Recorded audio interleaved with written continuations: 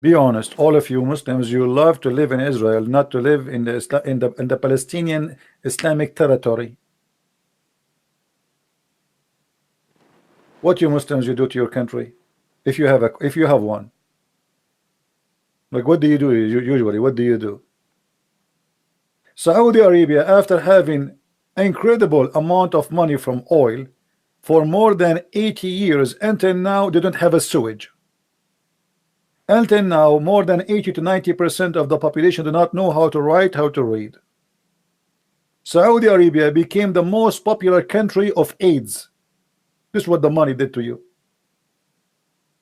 While other nations, they are building and reaching the moon, you Muslims are marrying more women and bringing more maids from Indonesia to rape them in Saudi Arabia. 1,200 servant maid from Indonesia, they got disappear in Saudi Arabia in 1 year, and they got killed. 1,200. And they say to you, Islam is the best religion and it's a way of life. Do you see how good the way of life is? You do not know that? Search. Prophet Google is there. Even the government of Indonesia forbid Indonesian women to work again in Saudi Arabia because of that. And look what they do. Those poor Indonesians, regardless of who they are Muslims, they are Christians, they are Buddhists. I mean, people are human, they want to live, they are poor people, you know, nothing wrong with work. You know, people, they want to support their family, so they, you know, you work as a maid only because you cannot find a different job. That's when you are very poor. So they bring him over to Saudi Arabia. Right away when you go there, they take the passport from you and they hide it. That's it, you became their prisoner. And you are a female, you cannot even go on the street alone. You cannot even call anyone, you cannot talk to anyone, you cannot meet anyone, nobody can visit you. And then they start raping you one by one. All the male in the household, the father, even the grandfather, even the neighbors, any friends of the owner of the house, you bring them. I have a slave, I have a slave, I have a servant, because in Islam it is halal. And then this woman, she get a pregnant, she have a baby now, she will have a baby soon. So what will do? We want to get rid of her. So what they do, they take her and they kill her and they throw her in the middle of the nowhere in the desert. Saudi Arabia is more than 1,000,000 kilometers, which means if they dump you in the desert, you will be lucky to be found as bones after 20 years, if they found you. And they make a report that our maid, she ran away, she stole our jewelries and she ran away. She stole our jewelries and she ran away. And who is going to believe who? The master or the poor Indonesian women? They will believe the Saudi, because they knew the game. Have you ever heard of 1,200 murder? The police could not find one case. And who is the one who did the crime? It's impossible. When you see what happened to Jamal Khashoggi, right? This guy is not a maid. Do you remember Jamal Khashoggi? Is he a maid? He is not. He's famous. He worked in Washington Post. He's an ex-terrorist. He's an assistant of the prince. He was in the Saudi intelligence. He worked in the Saudi embassy. I mean, this guy is all over the place.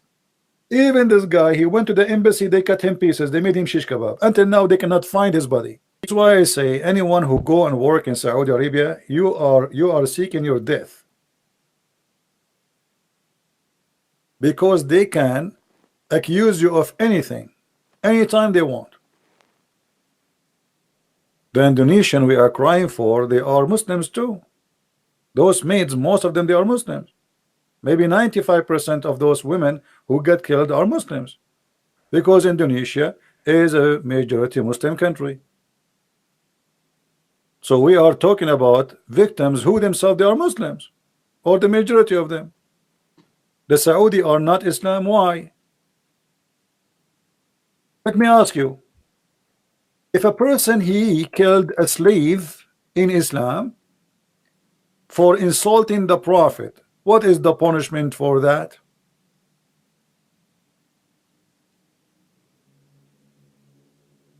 Abdul? If I have a slave, she is a female, and she was insulting the Prophet. What is the punishment for my slave for insulting the Prophet according to Allah religion? Let me show you this story, guys, and show you that Islam and Saudi Arabia is exactly the same, to get those liars busted. Poor maid, servant, slave, you don't like Muhammad. Her owner is a Muslim blind man, a blind man who had a slave mother. She had babies, who used to abuse the Prophet. How she abused? She is a slave. She say, I don't, he's a liar. That's it. So this slave, she used to abuse the Prophet. When you hear the word abuse, you think that Muhammad was a child. She spanked him, she take his food, she ate his sandwich, she stole his panty, she broke his toy. She is a poor slave. He rebuked her, but she did not give up. One night she began to slander the Prophet and abuse him. So you see the abuse. So he took his dagger and placed it in her belly and pressed it and killed her, and the child who came between her legs was smeared with the blood that was there. Look at this image. I don't know if you can make a movie about this. Her child is between her legs, and the mother, she is dying, and the blood is showering the baby. Muhammad here is a victim, brother. Muhammad is a victim, not this woman. Muhammad is the victim. And the news came to the Prophet, and the Prophet is all about justice. Are you kidding me? No way. When the morning came, the Prophet was informed about that, about killing of this woman. So he assembled the people and said, I'm going to judge by Allah about this man who killed that whatever. So the man, he stood up and he told him, I am her master. She used to abuse you and disparage you. I forbade her, but she did not stop. I rebuked her, but she did not abandon her habit. I have 2 sons, like pearls from her. She was my companion. Last night she began to abuse you. So I took my dagger and I put it in her belly and pressed it until I killed her. The Prophet said, oh, be witness, no punishment for this blood. Do you see it? Muslims, from between this story and those maids who disappear in Indonesia. Justice. And by the way, here, anyone notice how many stupid things happen? Not only how many ugly, disgusting things. Muhammad, he did not need witnesses. You see, in Islam, you need 4 witnesses to prove adultery. But the man, he killed the woman just because he said she insulted you, I killed her. Muhammad, he says it's okay, kill her. What if the man is lying? You know what I mean? Because now any man, he can kill his wife. To the police, he says she insulted the Prophet. Okay, let him go. That's it, because now this is Sunnah, this is Allah. Any Muslim man, he can kill his wife now. No witnesses, no proof of the story whatsoever. He did not say, do you have witnesses that say she said that in the front of everybody, etc. No, there's no witnesses. So any man can kill his wife, put a dagger in his belly, and shower his child between her legs by the blood of the mother. Look how evil he is and how evil this cult is, and they are proud about it. And Muhammad now is doing justice. By the way, they say to us in Islam, we are forbidden from killing women, right? As they say, you cannot kill women. And her blood is free, as if she is a chicken. Oh, you cannot speak against Muhammad. That will cause you your life. Your blood is for free.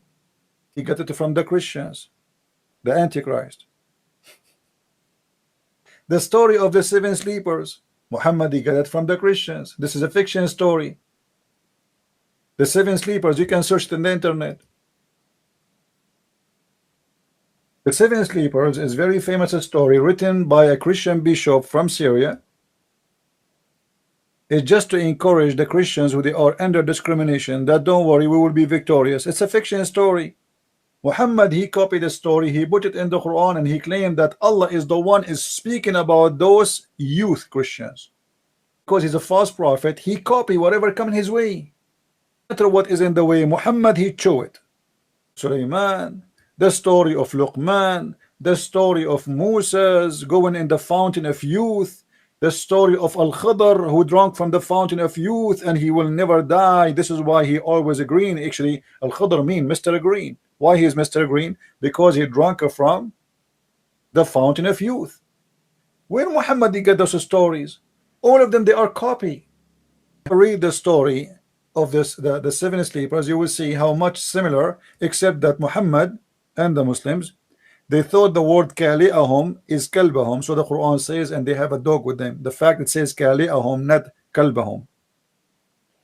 Even in many Islamic interpretation, they say it is not kalbahum, but there is an error in the scribe, which means when they wrote the Quran, instead of writing kali'ahum as it is in the Christian story, they said kalbahum, because all of us we knew that in Islam the dog is dirty. So what Allah saying, that a dog with those Christians who is called kali'ahum, which means their provider. Just to give you more examples of Muhammad copying from the Jews and copying from fairy tales around him, not necessarily just the Jews, everybody. Look at this story and the madness and the stupidity of this false prophet. Muhammad, remember, he claimed to be a prophet. How a prophet of God he would say such a thing? This is a strong hadith. This is not a shish kebab week. This is Sahih al-Bukhari, hadith number 3400, and I can find you the same stories in many books. You will see here speaking about a guy, his name is Al-Khidr, who drank from the fountain of youth, and this man who Allah sent Moses to him to learn from him wisdom.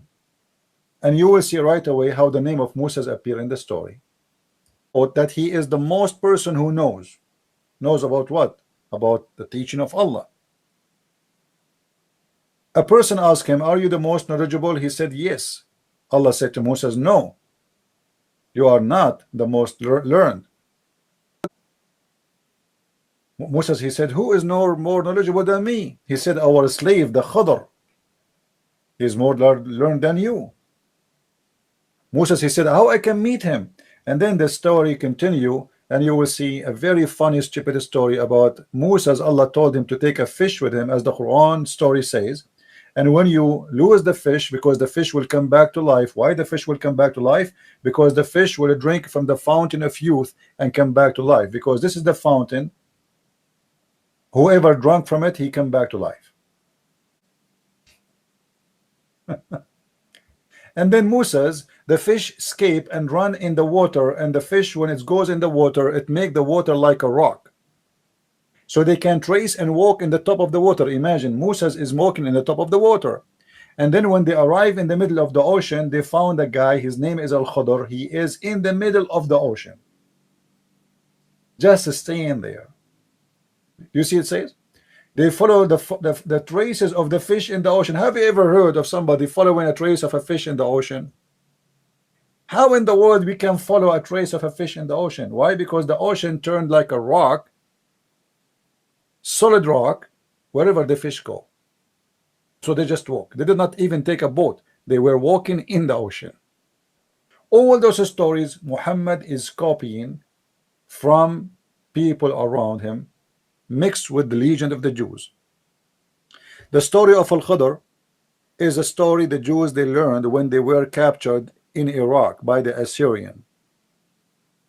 In Iraq and in the Persia, there is a very well-known story about a guy, his name Gilgamesh, and about a guy who his name is Al-Khidr, who searched for, searching for life and fountain of life. And this story exists in many cultures. Actually, the movie, exists today. The Caribbean, the part of the Caribbean, you will see there they are speaking about the fountain of youth. This is how much this story spread all over. The same as the flying horse of Sulaiman. If you remember, when Muhammad he entered upon Aisha, and he said to her, what is that? She was playing with dolls. and he saw between the doors, he saw a horse have two wings. Aisha, when she was playing with her dolls, the prophet who married a child, and he said, what is this? She said, she did not say actually my doll, she said banati, which means my daughter. Among them he saw a horse with wings made of rags. This is what Muhammad started teaching the Muslims. Look what this happened here. Aisha is a child. Aisha is a child.